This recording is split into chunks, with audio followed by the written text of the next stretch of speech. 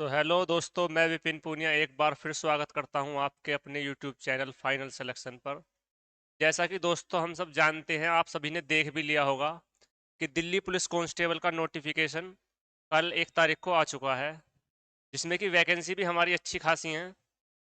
उसी को ध्यान में रखते हुए हमने पिछली वीडियो डाली थी अभी कल एक परसेंटेज की स्टार्टिंग से। आई होप आप सभी ने वो देखी होगी और लाइक करी होगी। मैंने देखा है कि पॉजिटिव कमेंट्स आए हैं, देखकर बहुत अच्छा लगा, मोटिवेशन मिलता है दोस्तों। तो आज हम अपने उसी चैप्टर को कंटिन्यू करते हुए परसेंटेज की सेकंड क्लास स्टार्ट करने जा रहे हैं। तो देखिए दोस्तों, परसेंटेज का हमारा सेकंड क्लास का पहला क्वेश्चन आपकी स्क्रीन पर है, जो कि दिल्ली पुलिस हेड कांस्टेबल 13/10/2022 की सेकंड शिफ्ट में आया हुआ है।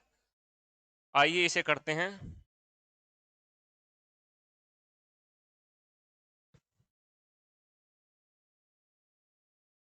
देखो दोस्तों, सबसे पहले हम जो हमने कल फ्रैक्शंस की थी, सबसे पहले हम उन्हें रिवाइज कर लेते हैं एक बार, जिससे कि हमें वो याद हो जाएं। दोस्तों, हमने कल फ्रैक्शन की थी। सबसे पहले हमने पढ़ा था कि अगर हमें फ्रैक्शन परसेंटेज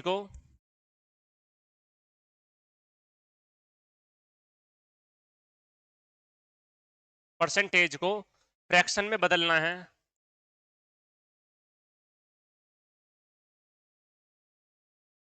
में बदलना है, तो हमें 100 से डिवाइड करना होगा, डिवाइडेड बाय 100। और अगर हमें फ्रैक्शन को परसेंटेज में चेंज करना है, तो हमें फ्रैक्शन को मल्टीप्लाई करना पड़ेगा 100 से। एक तो हमने ये बात पढ़ी थी। और हमने कुछ फ्रैक्शंस पढ़ी थी, जैसे कि कुछ फ्रैक्शंस में लिख रहा हूँ वो सारी फ्रैक्शन जो हमने कल पढ़ी थी, जिससे कि हम एक बार उन्हें रिवाइज कर सकें। पहली फ्रैक्शन थी हमारी 1/1 की, जिसको हम डिनोट करते हैं 100% से। दूसरी फ्रैक्शन थी हमारी 1/2, जो होता है 50% के बराबर। तीसरी फ्रैक्शन थी हमारी 1/3, जो बराबर है हमारा 33.33% बोलो, या फिर 33:1/3%। इससे अगली फ्रैक्शन थी दोस्तों हमारी 1/4। 1/4 को हम डिनोट करते हैं 25% से। इससे अगली फ्रैक्शन थी हमारी 1/5। 1/5 होता है हमारा 20% के बराबर। अगली फ्रैक्शन थी हमारी 1/6। 1/6 होता है हमारा 16:2/3%। ठीक। अगली फ्रैक्शन थी हमारी 1/7। 1/7 बराबर होता है हमारा 14.2/7% के बराबर। इससे अगली फ्रैक्शन थी हमारी 1/8। 1/8 होता है दोस्तों हमारा 12.5% लिखो, या 12:1/2% के बराबर होती है। वहीं अगली फ्रैक्शन हमारी 1/9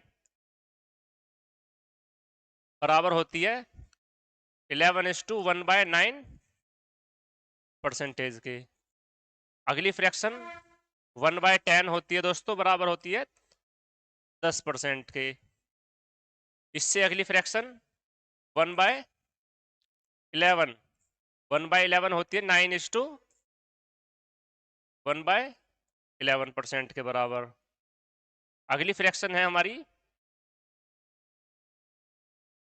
1/12। ये होती है हमारी कितने के बराबर?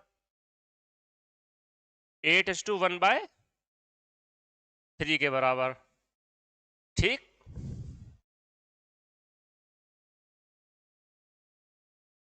अगले पेज ऐड कर लेते हैं। अगली फ्रैक्शन है हमारी 1/12 के बाद 1/13। 1/13 1/13 बराबर होता है हमारा 7:9/13% के बराबर। इससे अगली फ्रैक्शन है हमारी 1/14। 1/14 बराबर होता है हमारा 7:1/13 7% के बराबर। अगली फ्रैक्शन है हमारी 1/15। 1/15 जो हमारा होता है वो होता है 6:2/3% के बराबर। अगली फ्रैक्शन है दोस्तों हमारी 1/16। 1/16 होता है हमारा 6:1/4% के बराबर। इससे अगली फ्रैक्शन है 1/17। 1/17 बराबर होता है हमारा 1/17 बराबर होता है हमारा दोस्तों, हमें फ्रैक्शन निकालनी है तो हमसे अगर हमें याद नहीं आ रही है फ्रैक्शन, तो हम फ्रैक्शन निकालने का तरीका क्या है हमारा, फ्रैक्शन से परसेंटेज में चेंज करने का तरीका है हमारा कि 100 से मल्टीप्लाई कर दो। मल्टीप्लाई करने के बाद हमारा क्या आएगा, 100/17।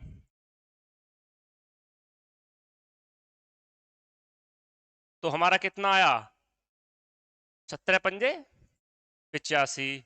बचा कितना हमारा 15। यानी कि हमारी फ्रैक्शन हो गई 1/17 की 5:15/17%। हमारी फ्रैक्शन हो गई 5:15/17% के बराबर। इससे अगली हमारी फ्रैक्शन है 1/18 की। 1/18 1/18 बराबर होता है हमारा 5:5/9% के बराबर। इससे अगली फ्रैक्शन है हमारी 1/19। 1/19 बराबर होता है हमारा 5:5/19% के बराबर। ठीक, एक लास्ट फ्रैक्शन बची हमारी 1/20, जो कि बराबर होता है 5% के बराबर। दोस्तों हमारी जितनी भी फ्रैक्शन है 1 से लेकर और 1/20 तक की सारी ही कवर हो चुकी हैं और हमें अच्छे तरीके से रिवाइज भी हो चुकी हैं। दोस्तों ये फ्रैक्शन हम आज इसलिए लिख रहे हैं क्योंकि फ्रैक्शन का क्वेश्चन को सोल्व करने में, विद इन सेकेंड्स में सोल्व करने में बहुत ही ज्यादा यूज है। आइए देखते हैं इन फ्रैक्शंस का कैसे यूज करते हैं हम अपने क्वेश्चंस को सोल्व करने में, जल्दी सोल्व करने में। आते हैं अपने क्वेश्चन पर।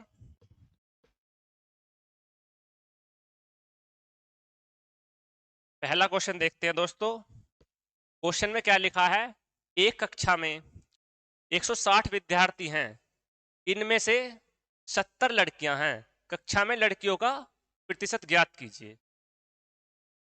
हमारे पास टोटल स्टूडेंट कितने दिए हुए हैं,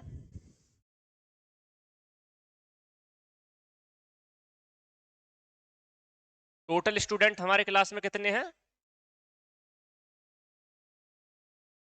160। गर्ल्स कितनी है, लड़कियों की संख्या दी हुई है हमें 70। तो वो पूछ रहा है कि लड़कियों का प्रतिशत क्या है कक्षा में। तो प्रतिशत निकालना है हमें, 160 में से 70 लड़कियां हैं, अब हमें इसकी प्रतिशत निकालनी है। तो हम इसे कर देंगे 100 से मल्टीप्लाई। 100 से मल्टीप्लाई कर दिया हमने से, 0 से 0 कट गई। अब हमें यहां पर देखने पर लग रहा है कि 7/16, 7/16 को हम दिमाग में करेंगे कि हमने अभी फ्रैक्शन पढ़ी थी अपनी 1/16 की। 1/16 की फ्रैक्शन हमने क्या पढ़ी थी, 1/16 की फ्रैक्शन हमने पढ़ी थी, परसेंटेज फ्रैक्शन को परसेंटेज में क्या लिखते हैं 1/16 को, 6:1/4%। हमें निकालना है यहाँ पे 7/16 का मान। तो हम इधर 7 से मल्टीप्लाई कर देंगे और हम इधर भी 7 से मल्टीप्लाई कर देंगे। तो हमारे पास क्या आ जाएगा 7/16 का मान। 7/16 का मान हमारे पास कितना आ गया, हम इसको ब्रेक करके लिखते हैं फ्रैक्शन को। तो ये लिखी जाएगी ऐसे 6 + 1/4, 6 + 1/4 लिखी जाएगी। अब इसमें हम इसमें मल्टीप्लाई करेंगे 7 की। ठीक, हमारा कितना आ जाएगा 7 छंग 42, 42 प्लस 7/4। ठीक, इतना आ गया। अब क्योंकि यहां पर हमारा न्यूमिनेटर जो है डेनोमिनेटर से बड़ा है, तो अभी हम इसको एक बार और काट सकते हैं। सोल्व करके आ जाएगा हमारा 4 1 जा 4, 1 प्लस 3/4। ठीक, इसे भी सोल्व करके लिख सकते हैं हम। इसे कितना लिख सकते हैं सोल्व करके? ये तो हो गया हमारा 42 और 1 43, प्लस सोल्व करेंगे हम, पॉइंट लगा के 0 लिखेंगे। 0 लगाएंगे तो कितनी बार जाएगा हमारा? 4 7 जा 28,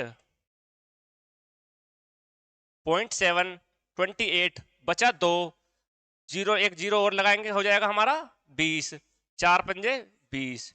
तो यानी कि उत्तर जो आएगा हमारा 43.75 हमारा आंसर आ जाएगा। Option B is right answer. दोस्तों, इतना जो मैंने बताया, ये तो मैंने आपको खोल के बताया कि बिल्कुल कैसे कैसे हम इसमें मल्टीप्लाई करेंगे, कैसे हम मिक्स्ड फ्रैक्शन को पहले फ्रैक्शन में ब्रेक करेंगे उसे, और फिर उसके साथ हम 7 की मल्टीप्लाई करेंगे।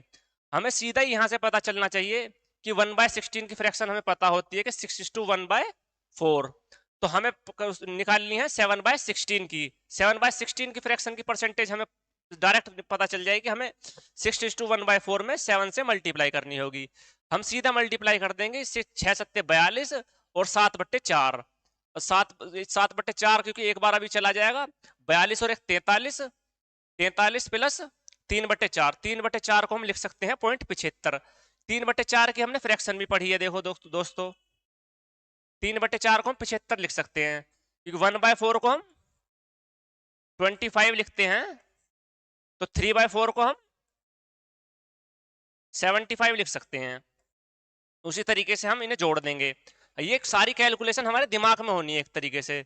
ये तो मैंने सोल्व करके इसलिए लिखे जिससे कि जो बच्चा फ्रेशर है वो भी समझ सके कि कैसे कैसे हमने इसके साथ गुणा की है। ठीक, तो हमारा आंसर आ जाएगा डायरेक्ट 43.75।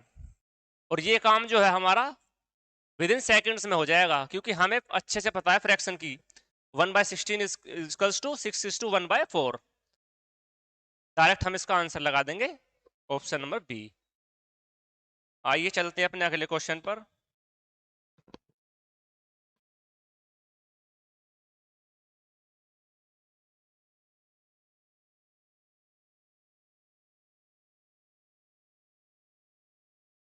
अगला क्वेश्चन क्या है, देखिए दोस्तों, एक आदमी 5/3 के बजाय एक संख्या को 3/5 से गुणा करता है, उसके परिणाम में प्रतिशत परिवर्तन का पता लगाएं। भाई देखो, करना तो था उसे 5/3 से मल्टीप्लाई किसी नंबर को। नंबर हमें अभी नहीं पता है, नंबर मान लेते हैं हमारे पास ये नंबर होगा कुछ। इस नंबर को हमें 5/3 से मल्टीप्लाई करना था, लेकिन उसने कितने से कर दिया गलती से?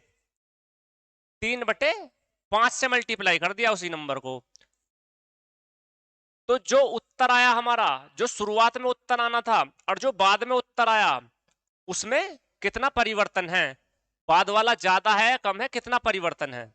तो सबसे पहले तो हमारे पास नंबर होना चाहिए वो जिससे हमने मल्टीप्लाई की है। अब नंबर हम कैसे निकाल सकते हैं? मानने के लिए तो हम यहाँ पर कुछ भी नंबर मान सकते हैं, आंसर कुछ भी मान के आ जाएगा। लेकिन अब हम ऐसे यहाँ पे नंबर जो मानेंगे वो ऐसा नंबर मानेंगे जो कि हमारा प्रॉपर नंबर आए, पॉइंटों में नहीं आए नंबर। तो पॉइंटों में नंबर नहीं आएगा जब उसके लिए क्या करना होगा हमें? जो हमारे दोनों डिनोमिनेटर हैं 3 और 5, ऐसी संख्या मानेंगे हम जो कि 3 से भी कटती हो और 5 से भी कटती हो। तो ऐसी संख्या क्या होगी? 3 और 5 का एलसीएम। ऐसी संख्या होगी जो 3 से भी कटती होगी और 5 से भी कटती होगी। 3 और 5 का एलसीएम कितना हो गया हमारा? 15। तो यानी कि वो हमारी संख्या हमने 15 मान ली कि हमारी 15 संख्या थी, और 15 को हमने 5/3 से मल्टीप्लाई करना था। हमारा उत्तर कितना आता? उत्तर हमारा आना था 25, लेकिन हमने 15 को कर दिया 3/5 से मल्टीप्लाई। इससे हमारा आंसर कितना आया? 9।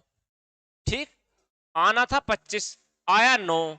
कितना परिवर्तन, कितने प्रतिशत परिवर्तन हुआ? 16। यानी कि 16 कम आया हमारा। इसमें दोनों में डिफरेंस है 16 का परिवर्तन आया। आया कितने पे हमारा परिवर्तन? भाई मूल तो हमारा आंसर जो आना था वो 25 आना था, 25 की जगह वो आ गया हमारा 9। तो कितना कम आया? 16 कम आया। आया कितने पर? जो हमारी ओरिजिनल वैल्यू थी सही वाली, 25 पर 16 कम आया। प्रतिशत निकालनी है तो हम कर देंगे 100 से मल्टीप्लाई। 25 चौका 100, कितना आ गया हमारा? 16 चौका 64, 64% हमारा सही आंसर है। यानी कि 5/3 के बजाय अगर हम 3/5 से मल्टीप्लाई करते हैं तो हमारा जो एरर होगा ना आंसर में, हमारे में एक तरीके से परिवर्तन जो होगा वो 64% का परिवर्तन आएगा आंसर में। ठीक है दोस्तों, चलते हैं अपने अगले क्वेश्चन पर। इसी कंसेप्ट का एक क्वेश्चन और करते हैं।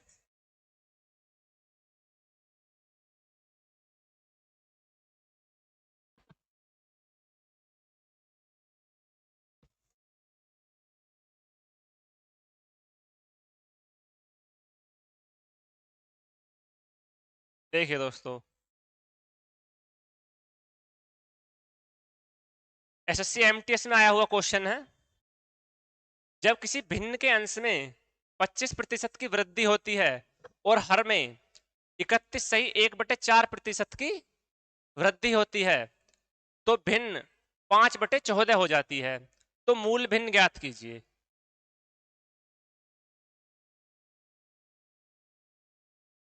देखिए दोस्तों,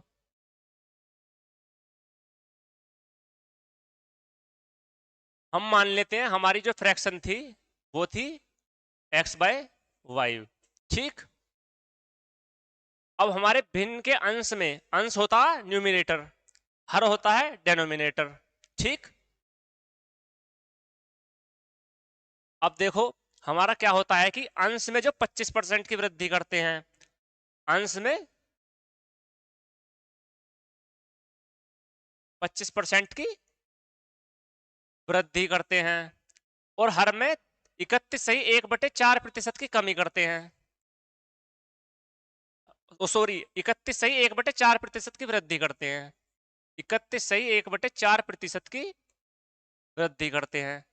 ऐसा करने पर जो हमें प्राप्त होता है भिन्न, वो होता है 5/14। तो हमें अपना जो ओरिजिनल भिन्न था, मूल भिन्न बताना है जो हमारी ओरिजिनल फ्रैक्शन थी। यानी कि हमें x/y की वैल्यू बतानी है कि हमारी x/y जो फ्रैक्शन थी वो क्या थी। अब देखो, हमारी अंश जो था न्यूमरेटर था पहले था x। ठीक, हम इसे फ्रैक्शन से ही लेते हैं। देखो अंश में 25% की वृद्धि हो गई। अब 25% की फ्रैक्शन हमें पता है, 25% की फ्रैक्शन होती है हमारी 1/4। नीचे वाली होती है हमारी इनिशियल वैल्यू, ऊपर वाली होती है वृद्धि या कमी के बाद में। अब वो कह रहा है कि अंश में 25% की वृद्धि हो गई। 25% की वृद्धि हो गई यानी कि 4 से बढ़ के वो हमारा नंबर हो गया होगा 5। ठीक, 4 से बढ़ के हमारा नंबर हो गया होगा वो अंश जो है हमारा 4 से बढ़ के हो गया होगा 5। ठीक, 5 हो गई हमारी फाइनल वैल्यू बढ़ने के बाद में। बढ़ने के बाद में हमारा अंश कितना हो जाता है भिन्न में? भिन्न में हमारा अंश हो जाता है 5। ठीक, तो 5 की वैल्यू कितनी आ गई? 5। 1 यूनिट का मान कितना आ गया? 1। तो यानी कि हमारा जो पहले जो अंश था वो कितना था? 4 यूनिट की वैल्यू निकाल देंगे, 4 एकम 4। यानी कि हमारा जो इनिशियल जो वो था, ये हमारा इनिशियल न्यूमिनेटर या फिर अंश। शुरुआत में जो हमारा अंश था वो था 4। अभी हमें हमारे पास अंश आया है, हमें हर भी चाहिए। हर चाहिए जब तो हम निकाल सकते हैं हमारी फ्रैक्शन क्या थी, अंश बटे हर करके। ठीक, तो अब हम करते हैं अपने हर पे काम। तो हर में हमारे में क्या हुआ है? 31 सही 1/4% की वृद्धि हुई है। अब 31 सही 1/4% को हम फ्रैक्शन में कैसे बदलेंगे? दोस्तों हमने पढ़ा था अभी पीछे अभी हमने जैसे फ्रैक्शन का रिवीजन किया था, उसमें पढ़ा था हमने कि 1/16 की फ्रैक्शन होती है 6:1/4। ठीक, हमें दिख रहा है कि यहाँ इसका 5 गुना हो रहा होगा लगभग। भाई 6×5 = 30 और इधर हो जाएगा 5/16। देखिए, अगर हमसे इसका 5 गुना करते हैं दोनों साइड, इधर भी 5 से मल्टीप्लाई करते हैं, इधर भी 5 से मल्टीप्लाई करते हैं, तो हमें क्या मिलेगा? 5/16 बराबर होगा हमारा 6×5 = 30 और 5 ऊपर जाएगा यहाँ पर 4/5, एक बार और कट जाएगा, 30 और 1 = 31, 31 सही 1/4% के बराबर। यानी कि हमारा जो है 5/31 सही 1/4% जो है फ्रैक्शन में 5/16 लिखा जाता है। 5/16। हम कर लेते हैं अपने हर पर बात। 31 सही 1/4% को हम लिखते हैं 5/16। ठीक, पहले हमारा हर था 16 इनिशियल, 5 की उसमें वृद्धि हो गई, तो 16 से कितना हो गया? वो 16 से हर हो गया हमारा 21। और दिया हुआ कितना है हमारा वृद्धि के बाद में? हर जो है नीचे वाला होता है, यानी कि दिया हुआ है हमें 14। ठीक, तो 21 बराबर हो गया 14 के। 1 यूनिट की वैल्यू कितनी हो गई? देखो, 21 बराबर हो गया हमारा 14 के, तो 1 यूनिट की वैल्यू हो गई हमारी 14/21। 7 दूनी 14 और 7 तिया 21, यानी कि 1 यूनिट का मान आ गया हमारे पास 2/3। हमें निकालना है शुरुआती में हमारा हर कितना था, तो हम सीधी सीधी इसमें मल्टीप्लाई कर देंगे 2/3 की। 2/3 मल्टीप्लाई करने पर हमें क्या मिल जाएगा? हमारा जो शुरुआत में हर था वो मिल जाएगा। शुरुआत में हर कितना हो गया हमारा? 32/3। ठीक, अब हमारे पास शुरुआत का अंश भी आ गया। शुरुआत का अंश तो है हमारे पास 4 और शुरुआत का हर भी आ गया 32/3, यानी कि हमारे पास x भी आ गया 4। x तो आ गया हमारे पास 4। इसे हम अगले पेज पे यहां पे लिख लेते हैं।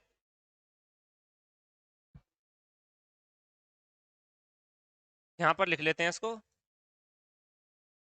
x/y। तो x तो आ गया हमारे पास 4। ठीक, और y हमारे पास कितना आया? हर 32/3। ये 3 ऊपर पहुंच जाएगा तो हमारा एक्स वाई की वैल्यू क्या आ जाएगी? मूल भिन्न जो हमारा वो आ जाएगा हमारा 4 ऊपर गुणा हो जाएगी इसकी, 4×12/32। अब हम इसे काट सकते हैं कितने से?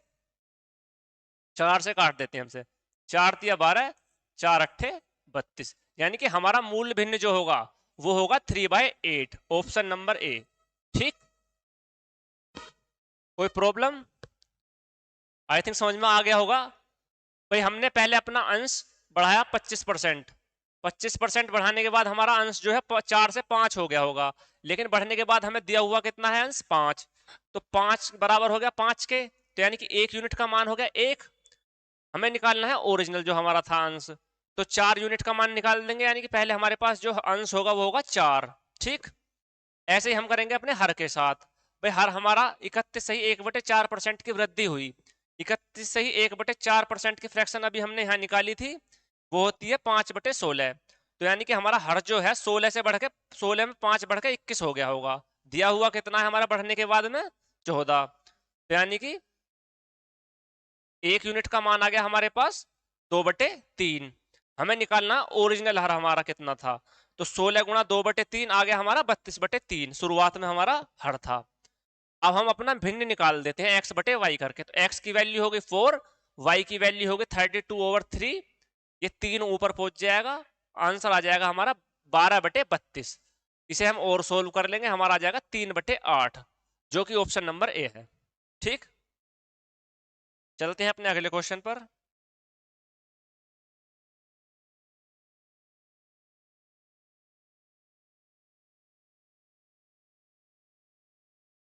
देखिए दोस्तों,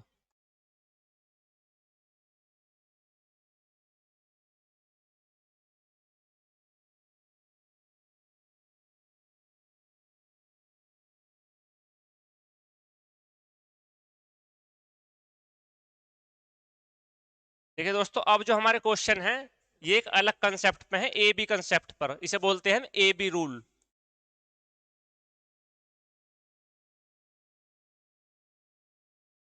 ए बी रूल, इसमें हमें क्या दिया हुआ होगा, इसमें हमें दिया हुआ होगा कि ए की आय बी की आय से 25% अधिक है, तो बताइए बी की आय ए की आय से कितने प्रतिशत कम है। ऐसे ही दिया हुआ होगा इसमें कि राम की आयु शाम की आयु से 20% अधिक है, तो बताइए कि शाम की आयु राम की आयु से कितने प्रतिशत कम है। इसीलिए हमने इसका नाम बोला है ए बी रूल। ठीक, अब हमें क्वेश्चन में क्या दिया हुआ है कि ए की आय बी की आय से 25% अधिक है, तो बताइए कि बी की आय ए की आय से कितने प्रतिशत कम है। अब हमारे पास दो हैं ए, एक है ए और एक है बी। ठीक, पहले तो हम इसे करेंगे 100 मानकर। ठीक, इसमें दिया हुआ है ए की आय बी की आय से 25% अधिक है, तो हम बी की आय मान लेंगे 100, क्योंकि 100 पे हमें परसेंटेज बढ़ाना और घटाना आसान हो जाएगा। बी की आय 100 है, तो ए की आय उससे 25% अधिक है, तो ए की आय हो गई 125। अब वो पूछ रहा है कि एक बी की आय ए की आय से कितने प्रतिशत कम है, बी की आय ए की आय से कितने प्रतिशत कम है, जिससे कहे वो आएगा नीचे डिनोमिनेटर में, यानी कि ए से कितने प्रतिशत कम है, और जिसके बारे में बात हो रही हो, यानी कि कितने प्रतिशत कम है हमारा, इन दोनों का डिफरेंस कितना आ गया हमारा 25 का, 25 कम है, 125 पे 25 कम है। ठीक, हमें बताना है प्रतिशत में कितनी कम है, प्रतिशत में कम बताना है तो हमें करनी पड़ेगी 100 से मल्टीप्लाई, 25 पंजे 125, 5 से इसे काट दो 20, यानी कि 20% कम है, बी की आय ए की आय से 20% कम है। अब देखिए हम इसे करते हैं फ्रैक्शन, फ्रैक्शन से हमें पता है कि फ्रैक्शन होती है 25% की फ्रैक्शन होती है हमारी 1/4। ठीक, यहां पर लिख लेते हैं हम ए, एक है ए, एक है बी। ठीक, और वो कह रहा है कि ए की आय बी की आय से 25% अधिक है, यानी कि अगर ए की 4 है तो बी की है 5। अब वो पूछ रहा है कि बी की आय जो है ए की आय से कितने प्रतिशत कम है, बी की आय से, यानी कि बी की आय से कितने प्रतिशत कम है, एक कम है। ठीक, कितने पर कम है, 5 पर। 1/5 देखते हैं हम, डायरेक्ट भी आंसर लगा सकते हैं कि 1/5 की परसेंटेज में क्या वैल्यू होती है 20%।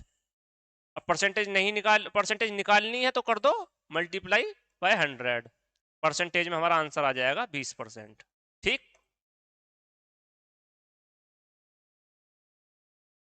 चलते हैं अपने अगले क्वेश्चन पर।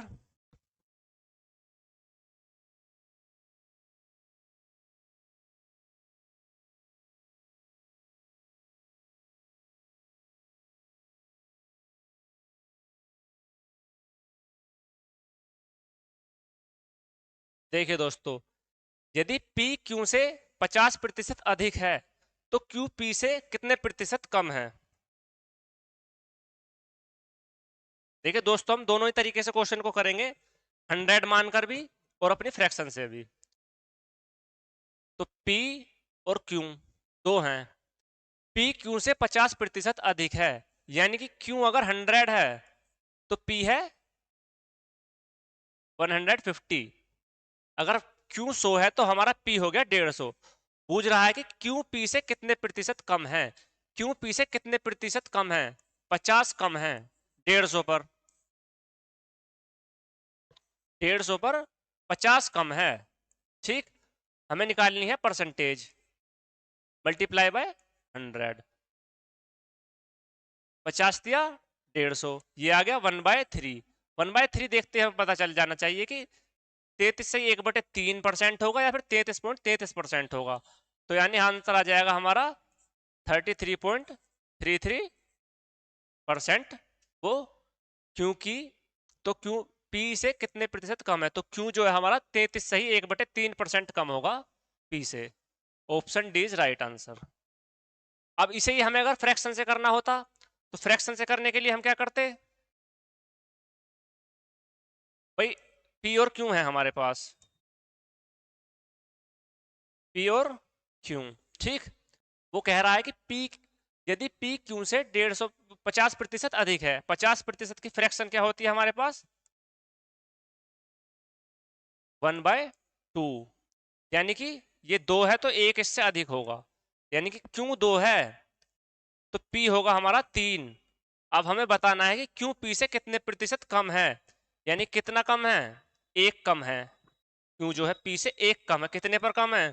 3 पर। यहीं से पता चल जाना चाहिए कि आंसर आएगा हमारा 1/3 परसेंटेज में बराबर होता है 33 सही 1/3 या फिर 33.33 के बराबर।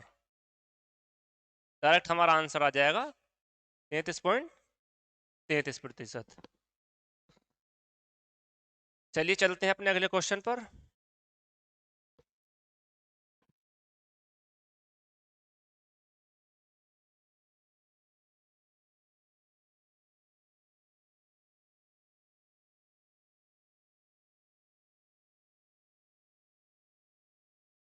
देखिए क्वेश्चन पढ़िए और देखिए, समझिए क्या कहना चाह रहा है क्वेश्चन। राधे माँ की आयु 20 वर्ष है। अगर करीम की उम्र राधे माँ से 25% अधिक है, फिर राधे माँ की आयु करीम से कितने प्रतिशत अधिक है, कितने प्रतिशत कम है? अब देखो दोस्तों, इस सवाल को करने के एक तो हम जैसा क्वेश्चन में हमें दिया हुआ है, हमें कंफ्यूज करने के लिए उसकी उम्र दी हुई है 20 वर्ष। बिल्कुल बेसिक तरीके से करते हैं एक बार से हम। राधे माँ की आयु 20 वर्ष है, आर से डिनोट कर लेते हैं, राधे माँ की आयु 20 वर्ष है, ठीक। अगर करीम की उम्र राधे माँ से 25% अधिक है, यानी कि करीम की उम्र कितनी हो गई हमारी, इससे 25% अधिक कितनी हो गई, यानी कि 20, 25% की फ्रैक्शन क्या होती है हमारी 1/4, यानी कि 4 से 5 हो रही होगी,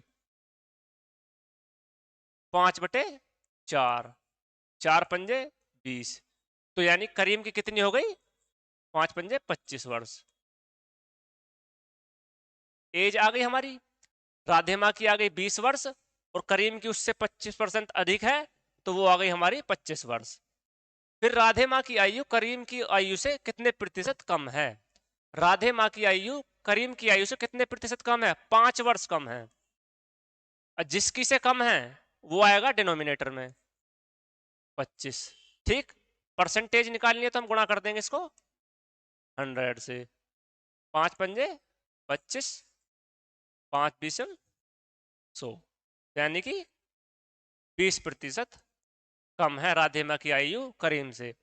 अब ये तो हो गया हमारा जैसा कि क्वेश्चन में हमें दिया हुआ है उस तरीके से, जैसे जैसा क्वेश्चन में दिया था हम ऐसा ही ऐसा करते चले गए, आंसर हमारा आ गया। लेकिन हमें जो ऑप्शन क्वेश्चन में दिया हुआ है, रिलेशन दिया हुआ है, परसेंटेज एक तरीके से रिलेशन होता है टोटल वैल्यू के साथ अपना, और ऑप्शंस में भी हमें रिलेशन ही पूछ रहा है, कहीं पर भी हमसे उम्र का जिक्र नहीं हो रहा इसमें कि भाई उसकी उम्र कितनी होगी, कितनी कितनी ज्यादा होगी उससे या कितनी कम होगी।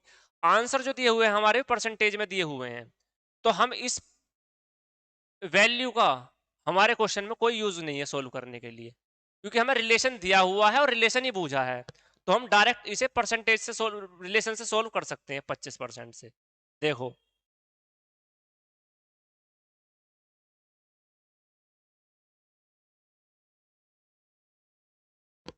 अब इसमें क्या कह रहा है कि राधे माँ की आयु 20 वर्ष है, अगर करीम की उम्र राधे माँ से 25% अधिक है। फ्रैक्शन से देखते हैं अब से हम, 25% की फ्रैक्शन होती है हमारी 1/4, ठीक। अब वो कह रहा है कि करीम की उम्र राधे माँ की आयु से 25% अधिक है, यानी कि ये हो गई हमारी राधे माँ और ये हो गया हमारे करीम। करीम की उम्र राधे माँ की आयु से 25% अधिक है, यानी कि राधे माँ की अगर 4 है तो इससे 25% अधिक, यानी कि 1 जुड़ जाएगा इसमें, 4 से 5 होगी उसकी, करीम की हो गई 5, ठीक। अब वो पूछ रहा है कि करीम की आयु राधे माँ की आयु से, तो राधे माँ की आयु करीम की आयु से कितने प्रतिशत कम है? राधे माँ की कितनी कम है? 1 कम है। करीम से कम है कितनी? 5/1 कम। डायरेक्ट आंसर लगा सकते हैं, 1/5 होता है 20% के बराबर, और नहीं तो हम इसे सोल्व कर लेंगे ऐसे 100 से, ठीक। तो आप देख रहे होगे कि हमारा 20 वर्ष का कोई भी रोल नहीं रहा क्वेश्चन में, क्योंकि हमें रिलेशन ही दिया हुआ था और रिलेशन ही हमें निकालना था। तो हम रिलेशन से ही रिलेशन निकाल देते हैं। चलिए चलते हैं अपने अगले क्वेश्चन पर।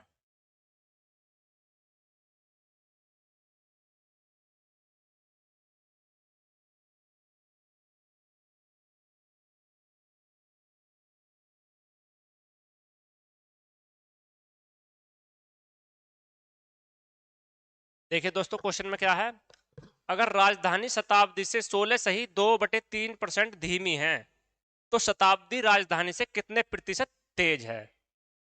दोस्तों इसे हम करेंगे फ्रैक्शन से। अगर हम इसको ऐसे करेंगे कि राजधानी शताब्दी से 16 सही 2/3% धीमी है, यानी कि अगर शताब्दी 100 पे चल रही होगी तो वो उससे 16 से ही 2/3% कम चल रही होगी। तो ऐसा करने से हमारी जो कैलकुलेशन है वो डिफिकल्ट हो जाएगी। इसे हम करते हैं फ्रैक्शन से। तो दोस्तों हमारी जो है 16 से ही 2/3% की फ्रैक्शन क्या होती है,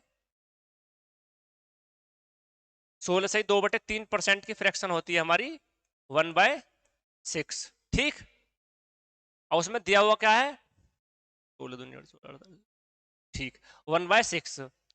तो शताब्दी इसमें दिया हुआ है कि अगर राजधानी शताब्दी से 16 सही 2/3% धीमी चलती है, ये हो गई हमारी राजधानी, ये हो गई हमारी शताब्दी। ठीक, राजधानी शताब्दी से 16 सही 2% धीमी चलती है। अगर राजधानी चलती है 6 की स्पीड से तो हमारी शताब्दी चलती है उससे एक कम 5 की स्पीड से। ठीक, तो वो पूछ रहा है कि शताब्दी राजधानी से कितने प्रतिशत तेज चलती है। शताब्दी जो है राजधानी से कितने प्रतिशत तेज चलती है, भाई एक तेज चलती है इसमें। ठीक, कितने पर, राजधानी से चलती है कितनी तेज, जो जिससे तेज चलती है वो आएगा नीचे, जिसके जिसके सापेक्ष में हमसे पूछा जाए, राजधानी के सापेक्ष में पूछ रहा है तो हम वो आएगा नीचे। और चलती कितने तेज है उससे वो, 1 चलती है तेज। 1/5 से हम सीधा ऑप्शन आंसर लगा सकते हैं 20%, और नहीं तो हम इसे सोल्व भी कर सकते हैं। आंसर आ जाएगा हमारा 20%। ठीक दोस्तों, देखते हैं अपना अगला क्वेश्चन।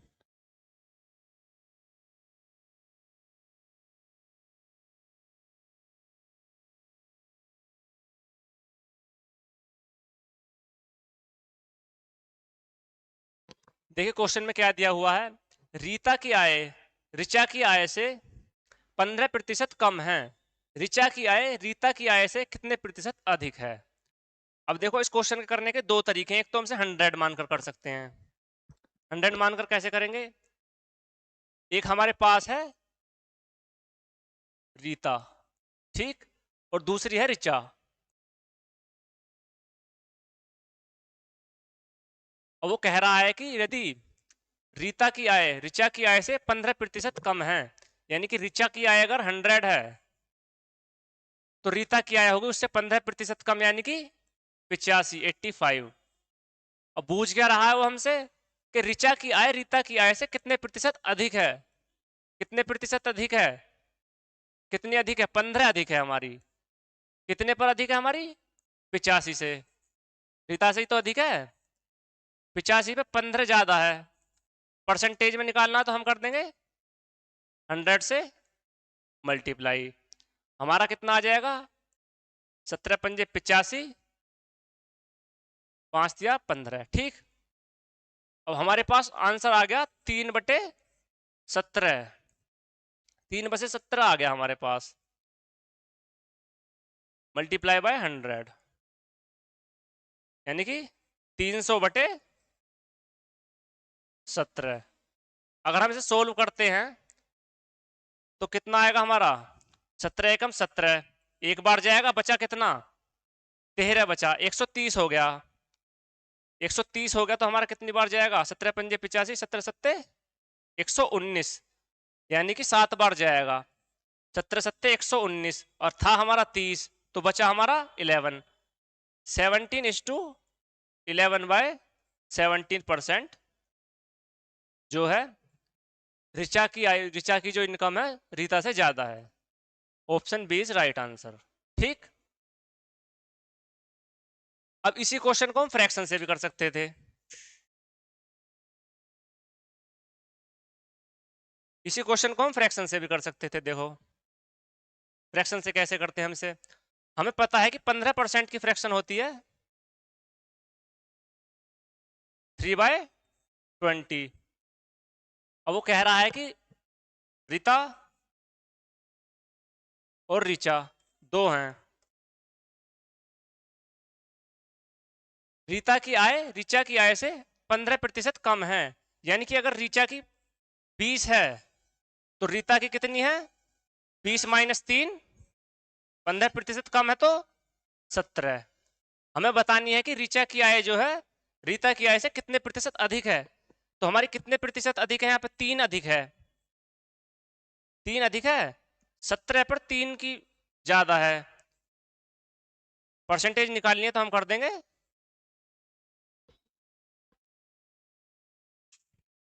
100 से मल्टीप्लाई।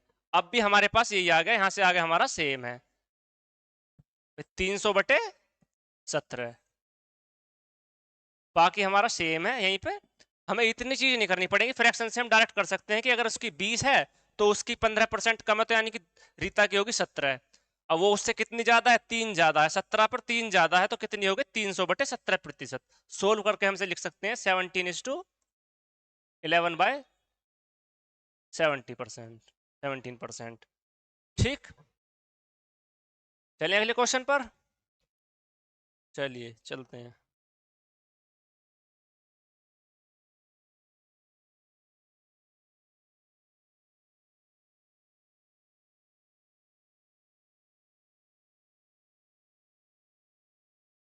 देखिए क्वेश्चन को, चीनी की कीमत में 10%, चीनी की कीमत 10% से कम हो जाती है। एक व्यक्ति अपनी खपत में कितने प्रतिशत की वृद्धि कर सकता है ताकि व्यय में कोई परिवर्तन ना आए? तो देखो दोस्तों, सबसे पहले तो हमें ये पता चलना चाहिए कि हमारी खपत और खर्च कैसे निकलता। भाई हमारा जो खर्च निकलता है, एक्सपेंडिचर,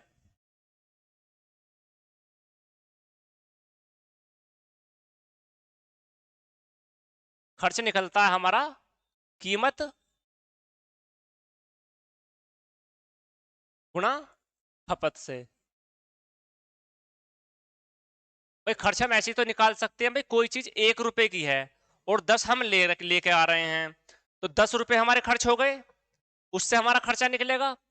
अब देखो, अगर वो कह दे कि जो हमारा खर्च है वो हमें बढ़ाना नहीं है बिल्कुल भी, खर्च हमें कांस्टेंट रखना, खर्च कांस्टेंट रखना होगा, तो हमारा जो इनका दोनों का रिलेशन होगा, अगर खर्च कांस्टेंट है,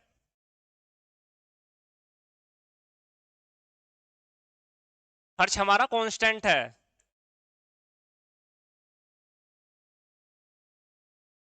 तो कीमत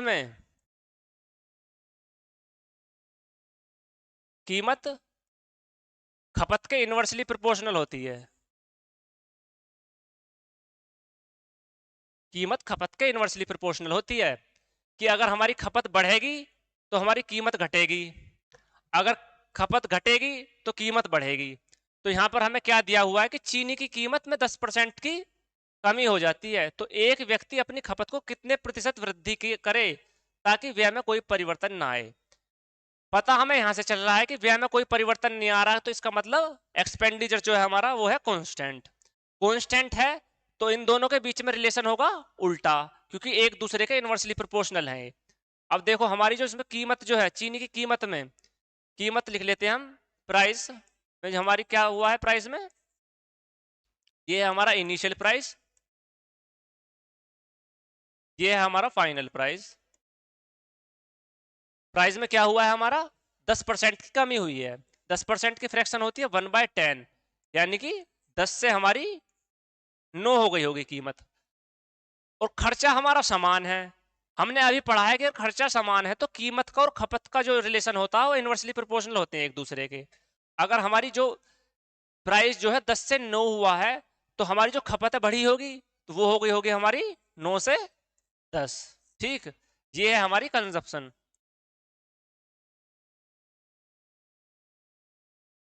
खपत, ठीक। वो पूछ क्या रहा है हमें कि हमें अपनी खपत में कितने प्रतिशत की वृद्धि करनी होगी चाहे ताकि हमारा खर्चा समान रहे। तो हमें अपनी खपत में 9 से 10 करनी होगी। 9 से 10 करने पर जो हमारा जो खर्चा है वो समान रहेगा। खर्चा समान कैसे रहेगा? अब देखो, भाई खर्चा निकालते हैं हम एक्सपेंडिचर, कैसे निकालते हैं एक्सपेंडिचर, प्राइस इनटू कंजम्पशन। तो हमारा यहाँ पे शुरुआत में खर्चा कितना था, 10 इंटू 9, 90। बाद में कितना हमारा 90।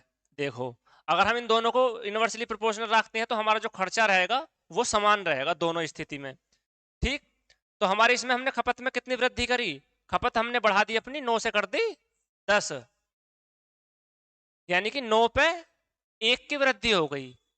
परसेंटेज में निकाल लिखना है तो हमारा कितना हुआ, 100 से कर देंगे हमसे मल्टीप्लाई, यानी कि 100/9% की हमें अपनी खपत में वृद्धि करनी पड़ेगी, जिससे कि हमारा परिवर्तन जो खर्च है समान रहेगा। ठीक, चलते हैं अपने अगले क्वेश्चन पर।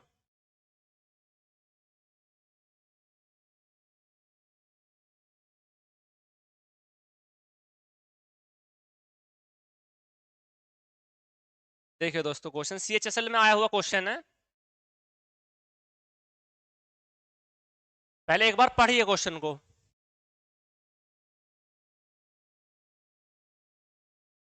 क्वेश्चन में दिया हुआ है, यदि चावल की कीमत में 20% की वृद्धि होती है तो एक व्यक्ति को चावल की खपत में कितने प्रतिशत की कमी करनी चाहिए ताकि उसका खर्च पहले जितना ही रहे, दशमलव के एक बाद स्थान तक बताना है। ठीक, अभी हमने पढ़ा था कि अगर हमें खर्च समान रखना है तो अगर हमारी कीमत बढ़ रही होगी तो हमें अपनी खपत उतनी उसी रेशियो में घटानी होगी। देखो हमारी जो यहाँ पर क्या हो रहा है कि हमारा जो कीमत है वो बढ़ रही है, प्राइस जो है शुरुआत में कितना था हमारा,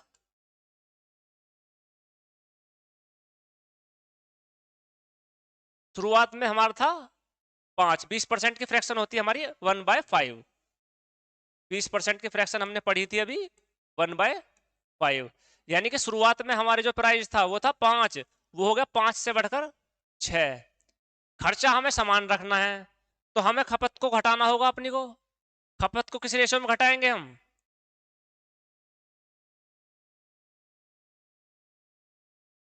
खपत को घटाएंगे हम प्राइस के उल्टे रेशो में, यानी कि हमारी प्राइस अगर 5 से 6 हुआ है तो हमें खपत जो है अपनी 6 से 5 करनी होगी।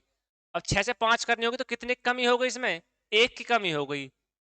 ओरिजिनल पे कमी हुई हमारी 6 पे कितने की, 1 की कमी। ठीक, परसेंटेज में निकालना है तो हम निकाल देंगे, मल्टीप्लाई कर देंगे 100 से। यहां से हमें पता चल रहा है कि 1/6 की वैल्यू होती है, काट के भी देख सकते हैं वैसे हमें से, अगर 100/6 करें हम तो भी 16 छिक्कम 96। ठीक, 16 देखते हम अपना आंसर लगा सकते हैं क्योंकि सारे और बाकी जो ऑप्शन है वो 14 है, एक में 18 है, एक में 12 है, तो यानी कि हमारा आंसर जो आ जाएगा वो आ जाएगा 16.7% कि हमें अपनी खपत में कमी करनी पड़ेगी, जिससे कि हमारा जो खर्च था जितना पहले था उतना ही रहेगा। ठीक, यहां से हम ऐसे भी देख सकते हैं 1/6 फ्रैक्शन होती है हमारी 16 से ही 2/3, यानी कि 16 में कुछ पॉइंट में जुड़ रहा होगा, तो ऑप्शन नंबर सी आंसर है। देखिए अगला क्वेश्चन देखते हैं, अगला क्वेश्चन क्या है।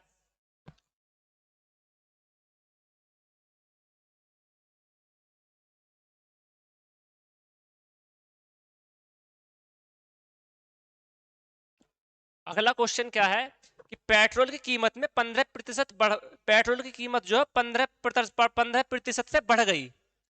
एक वाहन मालिक को पेट्रोल की खपत कितनी कम करनी चाहिए ताकि किए किए गए व्यय में वृद्धि ना हो। मान लो हम जो है बाइक चला रहे हैं तो बाइक में पेट्रोल चलता है भाई, अगर पेट्रोल की कीमत जो है हमारी बढ़ जाती है तो हम वाहन के मालिक हैं हम, तो हमें पेट्रोल की खपत में कमी करनी पड़ेगी, जिससे कि हमारा खर्चा उतना ही रहे। भाई हम 100 रुपए कमाते हैं और हम रोज 1 लीटर पेट्रोल फूकते हैं, हमारा 100 लीटर का आता है, मान लो वो हमारा बढ़ गया, उसमें परसेंटेज की वृद्धि होगी 15% की। अब हमारा जो लीटर पेट्रोल जो आ रहा है 1 लीटर वो आ रहा है 115 का, तो जाहिर सी बात है अगर हमें खर्च अपना समान रखना है तो हमें बाइक कम चलानी होगी, तो यानी कि हमें उसकी खपत कम करनी होगी। खपत कितनी कम करनी होगी वो बताना हमें प्रतिशत में इसमें। देखो सीपीओ का आया हुआ क्वेश्चन है दोस्तों, देखते हैं इसका सॉल्यूशन। पेट्रोल की कीमत में 15% बढ़ जाती है हम इसे करते हैं फ्रैक्शन से। इनिशियल प्राइस हमारा और एक है हमारा ये फाइनल प्राइस।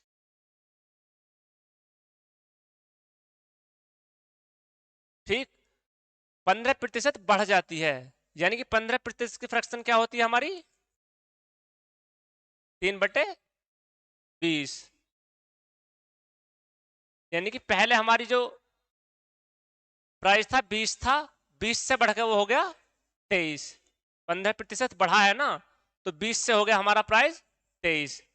अगर हमें अपना खर्चा समान रखना, मतलब व्यय उतना ही रखना, हमें खर्च 100 ही रुपए करने हैं, तो हमें जो अपनी होगी, जो इसकी खपत जो होगी, खपत करनी होगी हमें 23 से 20। ठीक, खपत में कितनी कमी करनी होगी हमें, 23 से 20। कितने की कमी करनी होगी, 7 की कमी करनी होगी। कितने पर करनी होगी, 23 पर। हमें निकालना है प्रतिशत में, 23 पे हमें 7 की कमी करनी होगी, जिससे कि हमारा खर्चा समान रहेगा। परसेंटेज में निकालना तो हम कर देंगे 100 से मल्टीप्लाई।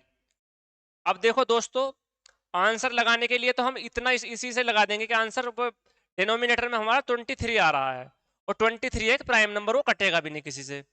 तो हम आंसर लगा सकते हैं सीधे सीधे कि 23 जो है डिनोमिनेटर में एक ही ऑप्शन में है, जिसमें कि हमारा 23 है। अगर हमें नहीं भी पता है तो हम इसे सोल्व भी कर सकते हैं। सोल्व हम कैसे करेंगे इसे, हमारा हो जाएगा ये 700/23। ठीक, अब इसे हम सोल्व करते हैं, हमारा कितना आ जाएगा, 23 से कम 23। कहीं कुछ गलत हो गया इसमें शायद। पेट्रोल की कीमत 15% बढ़ जाती है। 15% की फ्रैक्शन होती है 5 या 15, 5 20 से 23 हो जाती है। महान मालिक को खपत कितनी प्रतिशत कम करनी चाहिए, ताकि, यानी कि हमें करनी पड़ेगी वो 23 से 20। कितने की कमी करनी पड़ी होगी हमें, 3 की कमी करनी होगी हमें। सॉरी, यहाँ पे हमारा 3 का डिफरेंस है, 3 का डिफरेंस है यहाँ पर हमारा। ठीक,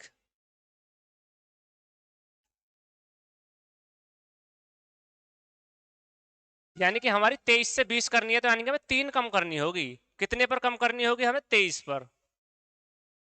23 पे हमें 3 की कमी करनी होगी। परसेंटेज में निकालेंगे तो हम 100 से कर देंगे मल्टीप्लाई, यानी कि 300/। आंसर तो हम 23 देख के ही लगा सकते हैं, क्योंकि डिनोमिनेटर में एक ही ऑप्शन ऐसा है जिसमें कि 23 आ रहा है। लेकिन हमें सोल्व करना है पूरा, तो हम तो सोल्व करने के लिए हम क्या करेंगे, हम मल्टीप्लाई कर डिवाइड करेंगे इसे। 23 एकम 23, बचा कितना हमारा 17।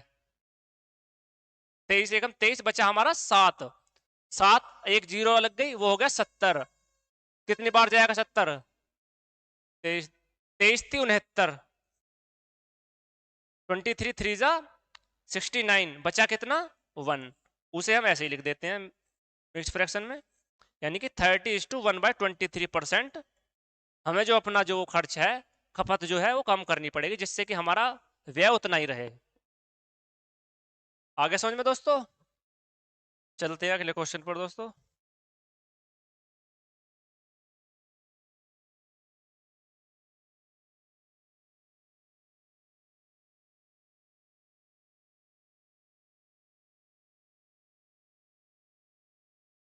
देखो दोस्तों, अब जो हमारे अगले क्वेश्चन है, ये हमारे एक तरीके से सक्सेसिव पर डिपेंड है। सक्सेसिव हमारा एक कंसेप्ट होता है, सक्सेसिव। सक्सेसिव होता है लगातार वृद्धि या लगातार कमी।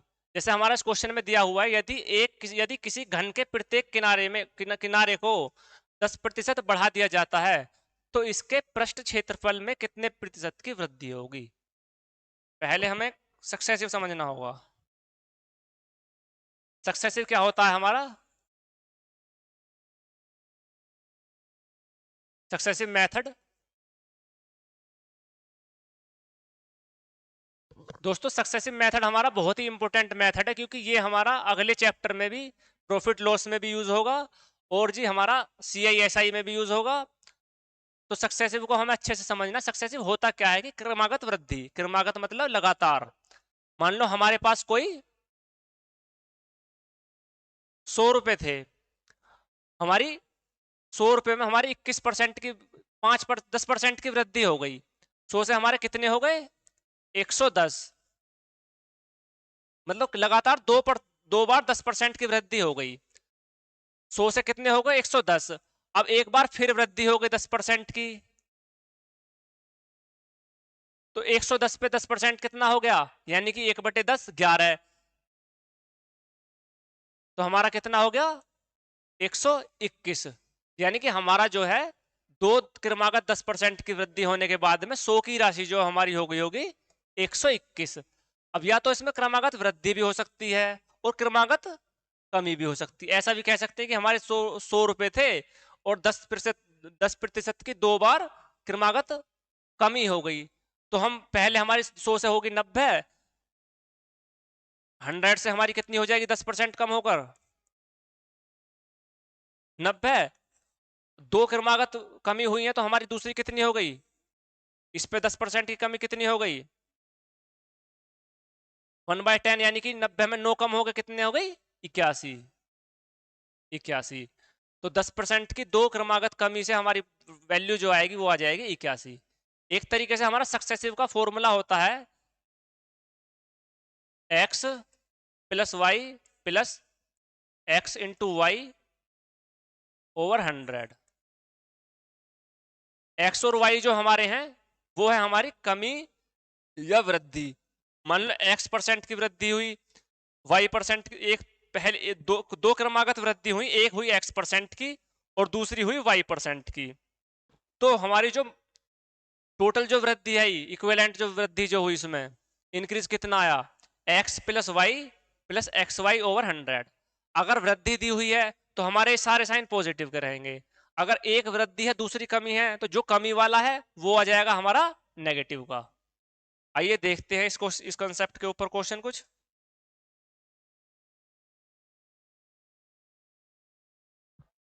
इसी क्वेश्चन को देख लेते हैं। पहला क्वेश्चन इस कंसेप्ट पे यही है, यदि किसी घन के प्रत्येक किनारे को 10% बढ़ा दिया जाता है तो इसके पृष्ठ क्षेत्रफल में क्या कितने प्रतिशत की वृद्धि होगी? तो हमारे पास क्या है? क्यूब। तो सबसे पहले तो हमें क्यूब का पता होना चाहिए कि क्यूब का जो है सरफेस एरिया क्या होता है। तो क्यूब का हमारे दोस्तों, हमारे क्यूब का सरफेस एरिया होता है, surface area of cube 6a²। ए जो है इसमें साइड है, यानी कि 6 इंटू साइड का स्क्वायर।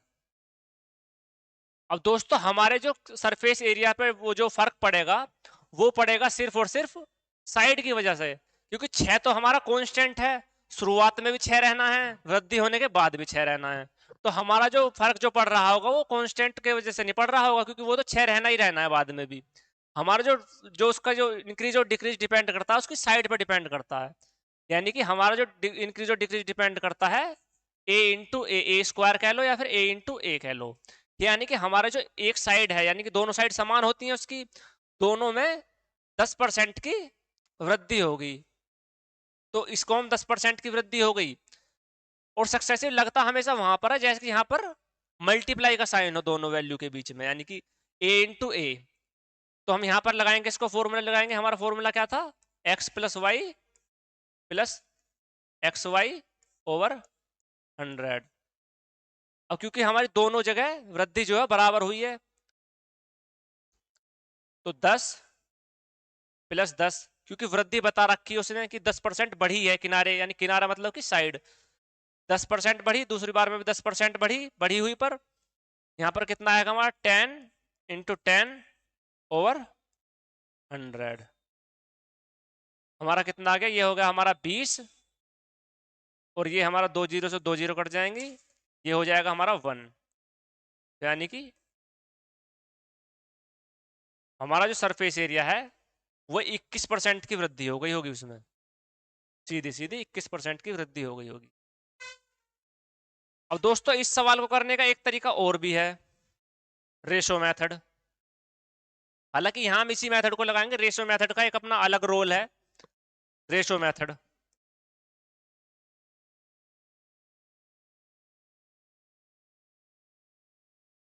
रेशो मेथड यानी कि शुरुआत में जो हमारी साइड होगी इनिशियल और फाइनल साइड सेम है क्योंकि क्यूब है, दोनों बार जगह सेम ही होगी साइड। शुरुआत में कितनी थी, 10% बढ़ी, यानी कि 10 से कितनी हो गई होगी, 11। फिर एक बार क्योंकि दो साइड है, साइड इंटू साइड का, साइड इंटू साइड से हमारा जो उसका सरफेस एरिया निकलता है, तो फिर कितनी एक बार और बढ़ी होगी, 10 से कितनी हो गई होगी, 11। सरफेस एरिया इनसे कितना हो गया, 100। भाई साइड इंटू साइड और साइड इंटू साइड, यहां से कितना हो गया हमारा, 121। एरिया जो है हमारा 100 से 121 हो गया। अब 100 से 121 हो गया तो हम डायरेक्ट कह सकते हैं कि हमारा एरिया जो है सरफेस एरिया 21% की वृद्धि हो गई होगी, 21% का इंक्रीज। ठीक है, चलते हैं अपने अगले क्वेश्चन पर।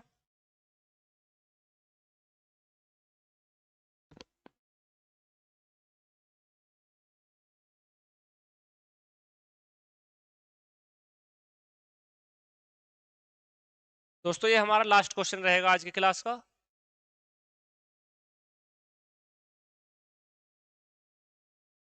अब देखिए इसमें क्या बोल रहा है क्वेश्चन, यदि एक आयत की लंबाई और चौड़ाई क्रम से 8% और 10% बढ़ाए, मतलब लंबाई जो है, लंबाई तो बढ़ी 8% और चौड़ाई जो है वो 10% घटाने के बाद में इसके क्षेत्रफल में कमी की प्रतिशत बतानी है हमें, कमी प्रतिशत कितनी आएगी। ठीक, लेंथ जो है,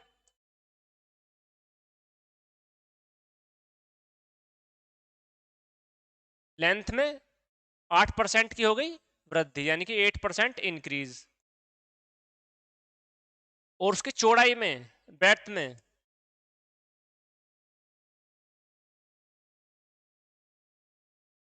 ब्रेड्थ में हो गई हमारी 10% की कमी, 10% की कमी। तो पहले तो हमसे करते हैं रेशो मेथड से, देखो रेशो मेथड नहीं, पहले हमसे सक्सेसिव वाले मेथड से ही करते हैं, जो हमने फॉर्मूला पढ़ा था अभी, उससे करते हैं हमसे। तो एक लेंथ में तो हो रही है वृद्धि और ब्रेड्थ में हो रही है 10% की कमी। हमें बताना है कि हमारा जो एरिया है उस पर क्या क्या प्रभाव पड़ेगा। फॉर्मूला था हमारा x plus y plus x y over 100। ठीक, लेंथ में हमारी 8% की वृद्धि हो रही है, तो 8% हम पॉजिटिव लिखेंगे, और ब्रेड्थ में 10% की कमी हो रही है, यानी कि इसे हम लिखेंगे नेगेटिव में, plus x into Y 8 into minus का 10, ठीक, ओवर 100। इसे हम सोल्व करेंगे, कितना आ जाएगा हमारे पास, माइनस का 2, और यहाँ पर प्लस माइनस माइनस, यानी कि यहाँ पर भी माइनस का ही आएगा। 80, 80 का मतलब हो गया हमारा 80/100। ठीक, जीरो से जीरो काट दे, हमारा कितना आ गया, माइनस का 2, माइनस का एक, यहाँ पर पॉइंट लगा के जीरो हो जाएगी 0.8, माइनस माइनस प्लस, यानी कि माइनस का 2.8 का।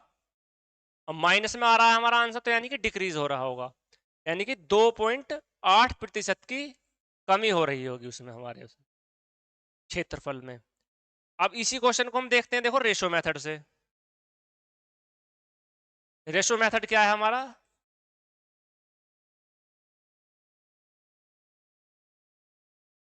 रेशो मेथड से शुरुआत में हमारी क्या है, इनिशियल, और ये है हमारी फाइनल वैल्यू, लेंथ और ब्रेड्थ। ठीक, लेंथ में क्या कह रहा है कि वो 8% की वृद्धि हो जाती है। 8% को हम फ्रैक्शन में भी लिख सकते हैं, 8% की फ्रैक्शन क्या हो जाएगी हमारी, 8% की हो जाएगी हमारी 2/25। ठीक, यानी कि लेंथ जो है हमारी 25 से 27 हो रही होगी, तो 25, 8% की वृद्धि हो रही है ना। और ब्रेड्थ में क्या हो रहा है, हमारी ब्रेड्थ में हो रही है 10% की कमी, यानी कि ब्रेड्थ 10% की फ्रैक्शन होती है 1/10, ब्रेड्थ हो रही होगी हमारी 10 से 9। ठीक, ओवरऑल हमारा कितना आ रहा होगा एरिया, पहला हमारा एरिया आ रहा होगा 250।